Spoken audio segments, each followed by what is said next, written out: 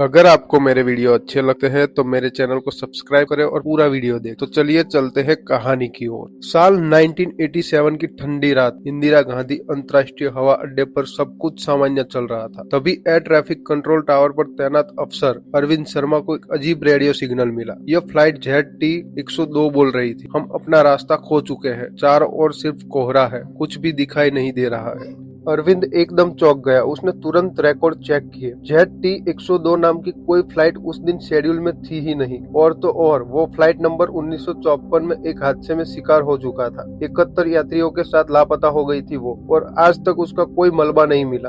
अगले दिन एयरपोर्ट के पास कुछ गांवों में ग्रामीणों ने बताया कि उन्हें रात को एक विमान को बिना आवाज के उड़ते हुए देखा। तो विमान एक काले धुएं में उड़ रहा था और उसमें से चीखने की हल्की आवाजें आ रही थी। सरकार ने रिपोर्ट को गलतफहमी कहकर दबा दिया, लेकिन अरविंद शांत नहीं बैठा। उसे उस सिग्नल रिकॉर्डर की आवाज में कुछ सुनाई दिया, जैसे कोई बार बार कह रहा हो, हमें घर जाना है, कोई हमें देख रहा है, मदद करो हमारी। थोड़े दिन बाद अरविंद ने छुट्टी लेकर 1954 की ZT-102 फ्लाइट की जानकारी इकट्ठी करना शुरू कर दिया। वो फ्लाइट दिल्ली से मुंबई जा रही थी और रास्ते में ही अचानक रेडार से गायब हो गई थी। उस विमान में एक मशहूर वैज्ञानिक, 2 राजनेता और कई आम लोग सवार थे। दिलचस्प बात यह थी कि फ्लाइट टेक ऑफ होने से ठीक पहले एक यात्री ने टिकट कैंसिल किया था। उसका नाम विनायक सेन था और वो बाद में एक सन्यासी बन गया था। अरविंद उससे मिलने के लिए हिमालय गया। विनायक बोला, मैंने सपना देखा था कि वो फ्लाइट कभी नहीं पहुंचेगी, वो लोग वक्त में फंस जाएंगे, एक ऐसी जगह जहां दिन रात नहीं होते, जहां समय रुक जाता है।